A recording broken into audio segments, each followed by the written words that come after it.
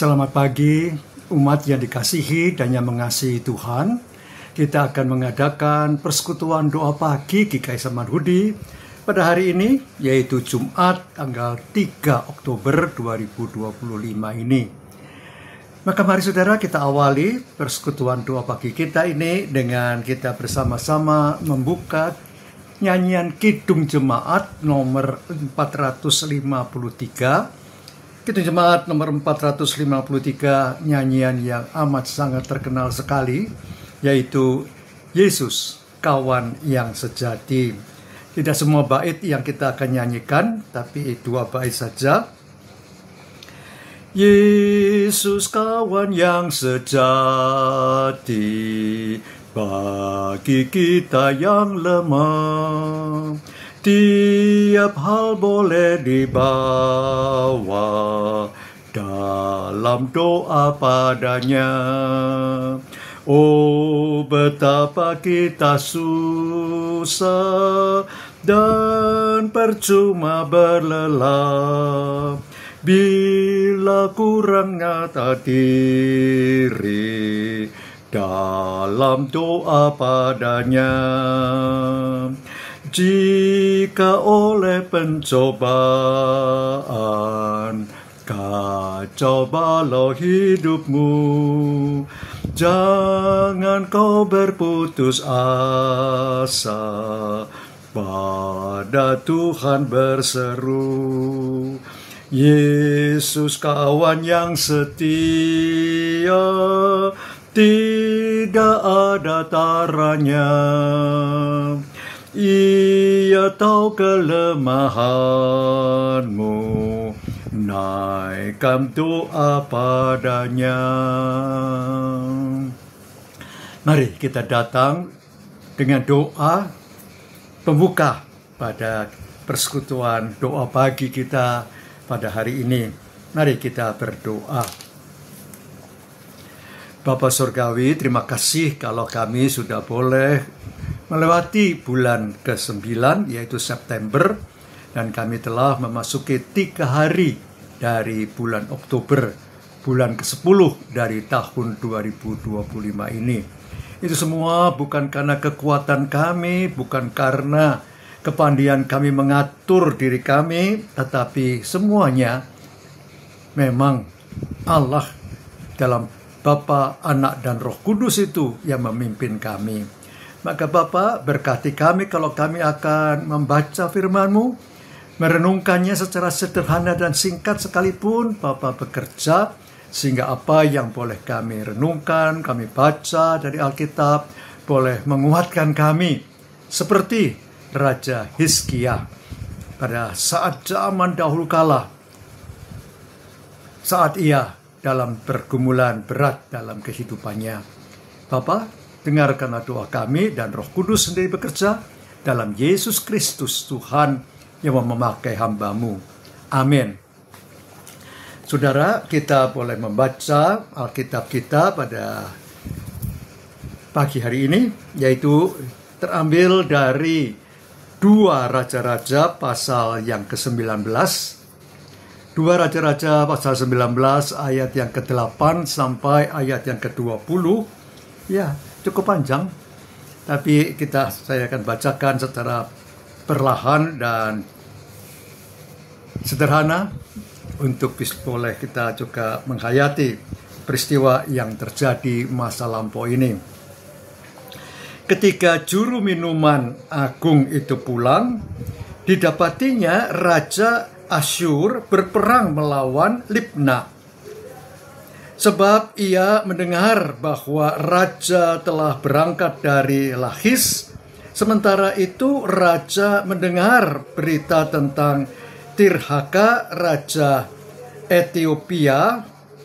Bunyinya, ketahuilah, ia telah keluar berperang melawan engkau. Ia pun mengirim utusan-utusan kepada Hizkia dengan pesan, beginilah harus kau katakan kepada Hizkia, Raja Yehuda, janganlah Allahmu yang kau andalkan itu memperdaya engkau dengan menjanjikan Yerusalem tidak akan diserahkan ke tangan Raja Asyur. Sesungguhnya engkau sendiri telah mendengar tentang yang dilakukan Raja Asyur ketika semua negeri, bahwa mereka telah menumpasnya. Bagaimana mungkin engkau akan dilepaskan?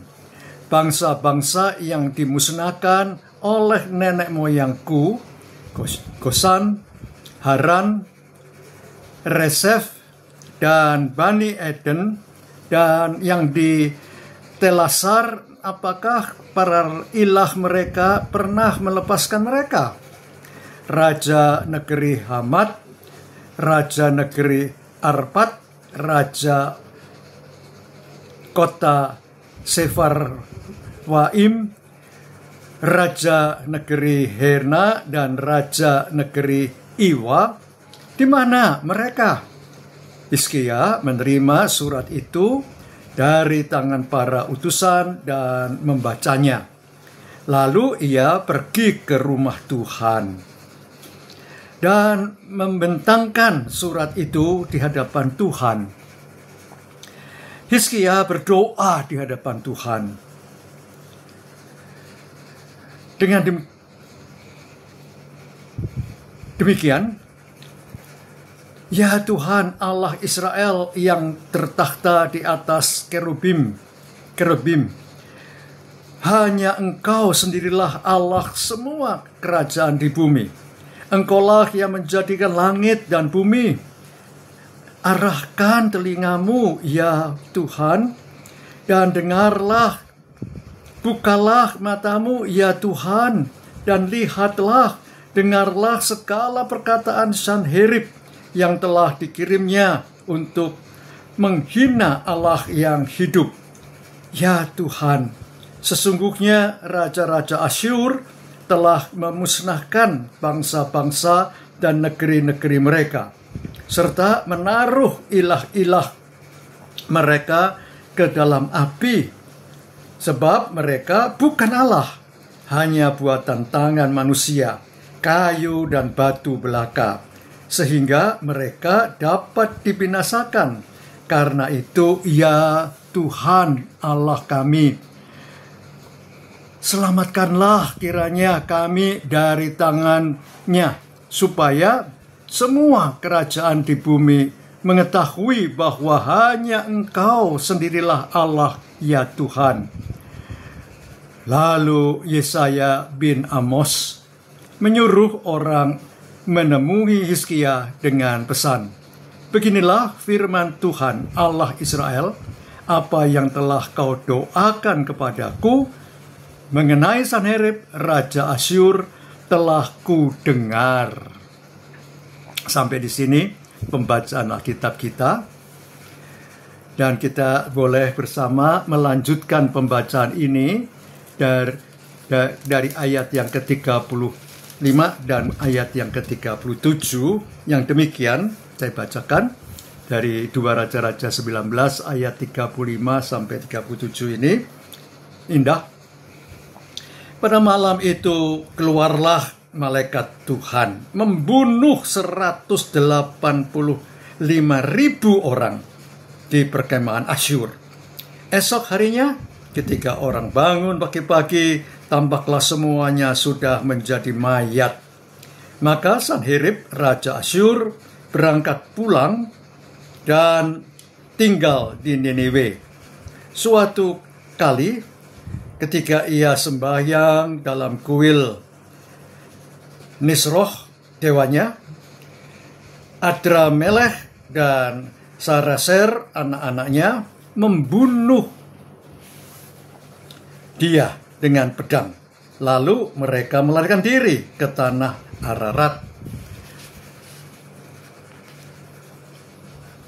Esarhadon anaknya kemudian menjadi raja menggantikan dia. Dia di sini adalah Sanherib. Sampai di sini pembacaan kita dari 2 Raja-Raja pasal 19 ayat 8 sampai 20, dilanjutkan tadi dengan ayat yang ke-35 sampai 37. Berbahagia kita yang bersedia mendengarkan firman Tuhan dan yang memeliharanya, artinya melakukan firman itu dalam kehidupan kita setiap hari. Haleluya. Saudara yang dikasihi dalam Tuhan Yesus Kristus, kalau kita bersama melihat dalam kehidupan kita saat ini, memang hampir mirip juga dengan kehidupan setiap orang pada semua zaman, yaitu pasti ada masalah, ada pergumulan, ada persoalan, ada pergulatan dan perjuangan, saudara. Nah, maka ada ilmu pengetahuan yang mengatakan tentang defense mechanism, yaitu pembelaan diri. Ya, apa defense mekanisme ini atau pembelaan diri ini? Yaitu yang pertama ada penyangkalan, yaitu menolak kenyataan yang tidak nyaman. Ya. Yang kedua ada pergumulan, yaitu represi, yaitu menyembunyikan perasaan atau pikiran tertentu. Nggak mungkin ada dan sebagainya. Kalau tadi ada penyangkalan, ditolak, tapi sekarang ada represi, menyembunyikan perasaan. Dan yang ketiga ada proyeksi, yaitu menyalahkan pihak lain.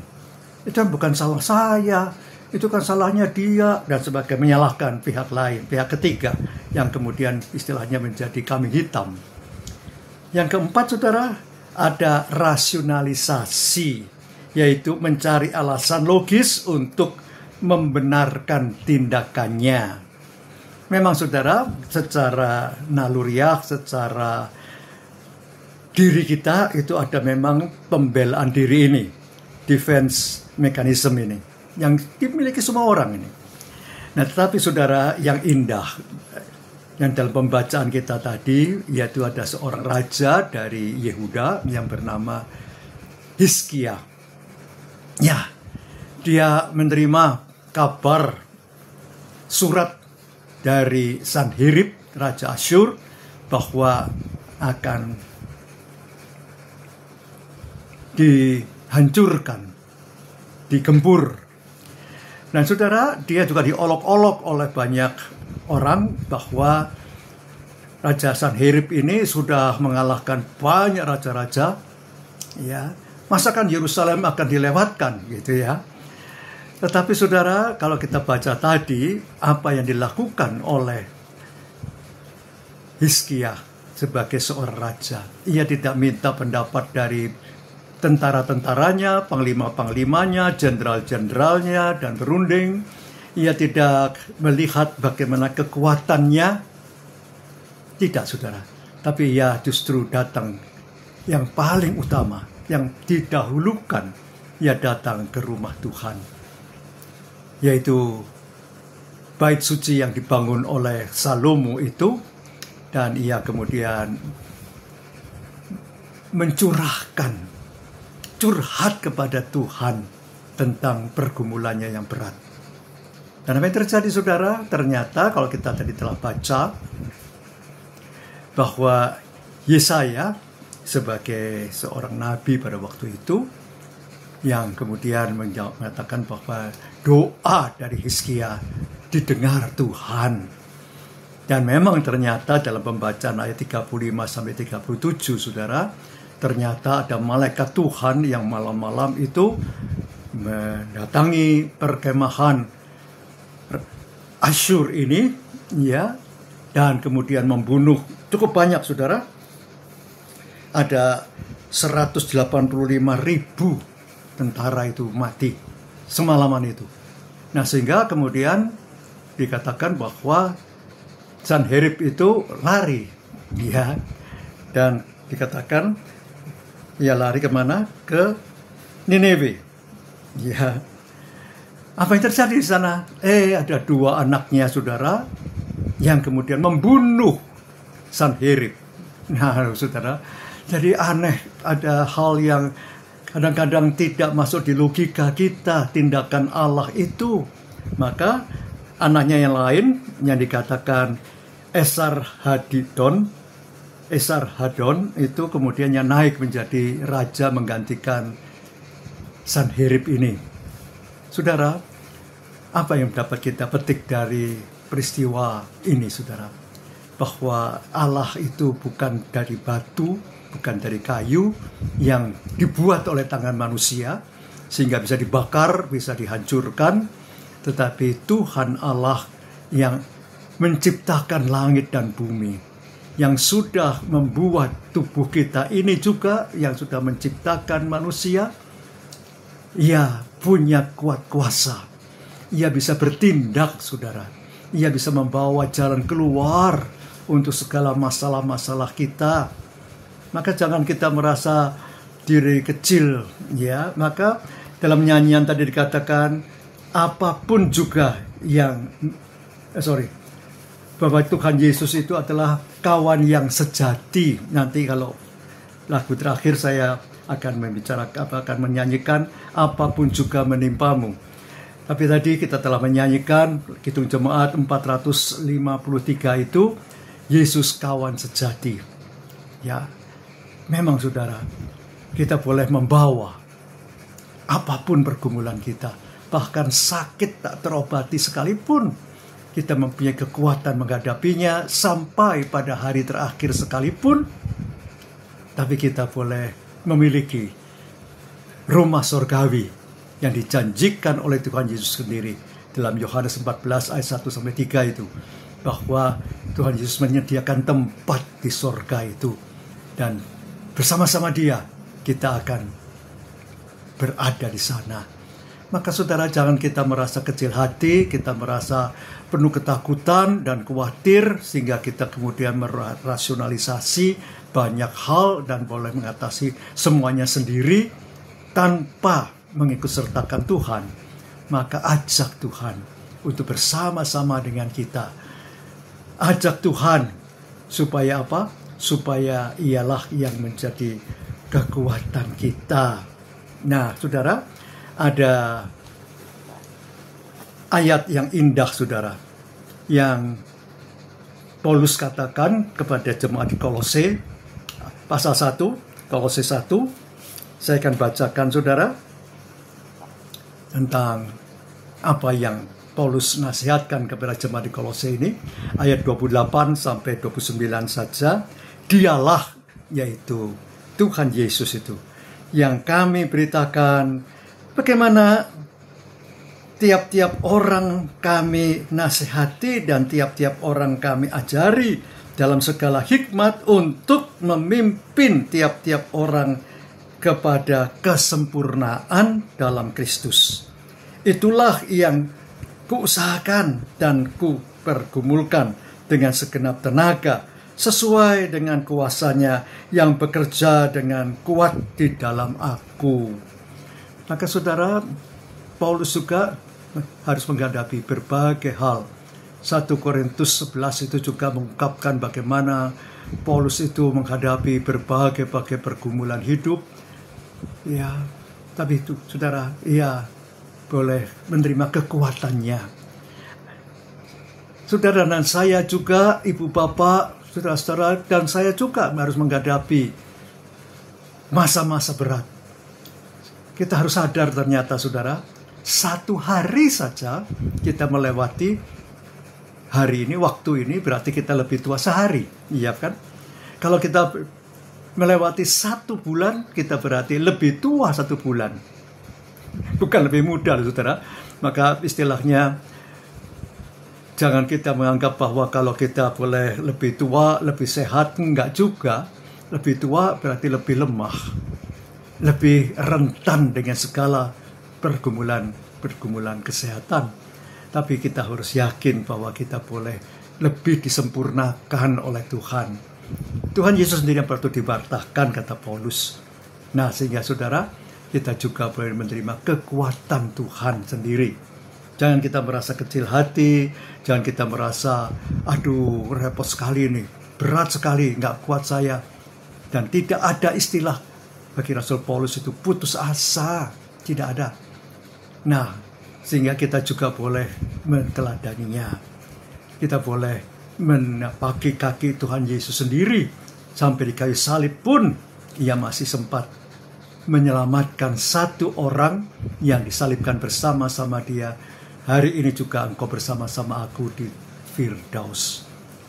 Nah saudara, maka mari kita boleh dengan iman yang teguh dan kokoh seperti Hizkia membawa segala pergumulan kita kepada Tuhan. Tema kita pada hari ini memang membawa masalah ke hadapan Tuhan. Tuhan Maha Tahu, Tuhan Maha Penolong, Tuhan Maha Kasih, Tuhan Maha Pencipta, dan kekuatan Tuhan berikan juga bagi kita untuk menghadapinya semua itu. Tuhan memberkati saudara dan saya. Amin. Kita boleh menyanyikan saudara Kidung Jemaat 438, Kidung Jemaat nomor 438, nyanyian yang juga terkenal sekali. Bait pertama sampai bait yang keempat, ya, karena nyanyian pendek. Apapun juga menimpamu, apapun juga menimpamu, Tuhan menjagamu. Naungan kasih-Nya berlindungmu, Tuhan menjagamu. Tuhan menjagamu, waktu tenang atau tegang, Ia menjagamu, Tuhan menjagamu. Bila meninggung beban berat, Tuhan menjagamu. Masa depanmu kelam bekap, Tuhan menjagamu. Tuhan menjagamu, waktu tenang atau tegang, Ia menjagamu. Tuhan menjagamu. Dipeliharanya hidupmu, Tuhan menjagamu. Dan didengarkannya doamu, Tuhan menjagamu. Tuhan menjagamu, waktu tenang atau tegang, Ia menjagamu. Tuhan menjagamu. Cobaan apa mengganggumu, Tuhan menjagamu. Buatlah Yesus sandaranmu, Tuhan menjagamu. Tuhan menjagamu, waktu tenang atau tegang, Ia menjagamu. Tuhan menjagamu. Mari kita berdoa. Segala hormat, syukur, dan puji kami hantar ke hadirat Allah yang sudah menyertai kami, menjaga kami, dan mengawal kehidupan kami dengan para malaikat-malaikat Bapa yang telah dikirim kepada kami. Raja Hizkia merasakannya, dan Tuhan juga kami boleh merasakan pergumulan hidup kami. Satu demi satu boleh diselesaikan. Tidak kami sendiri, tapi bersama-sama dengan Allah saja. Bapak Surgawi, ada banyak hal yang harus dilakukan dalam bulan ini. Bulan keluarga untuk GKI Samanhudi dan beberapa jemaat-jemaat GKI lainnya. Berkati ya Bapak dalam acara-acara bulan keluarga, pimpin majelis jemaat, baik penatua maupun para pendeta, bahkan dengan tenaga-tenaga kategorial yang ada, dan Bapak juga yang bersama-sama mempersiapkan pula Natal yang 3 bulan lagi akan ada. Bapa, kami mohon Engkau jugalah yang tetap bersama-sama, sehingga 2,5 bulan kami boleh merayakan kehadiran Tuhan Yesus dalam dunia ini. Dan kami boleh menutup tahun 2025, memasuki tahun baru bersama Tuhan. Oh Bapa, kami mohon semua dan setiap langkah hidup kami bersama-sama Tuhan saja yang boleh kami bawa dalam doa. Bukan cuma malam, tapi setiap hari, setiap saat. Terima kasih Bapa.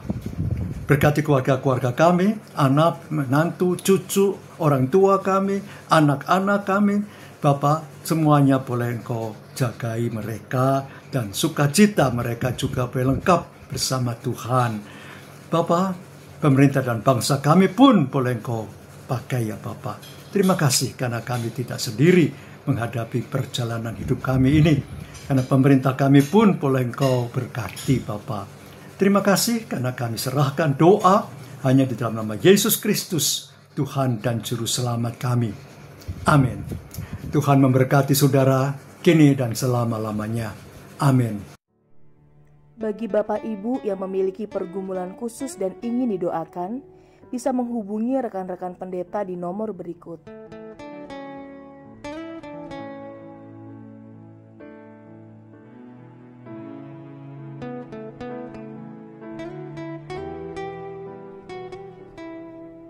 Tuhan Yesus memberkati.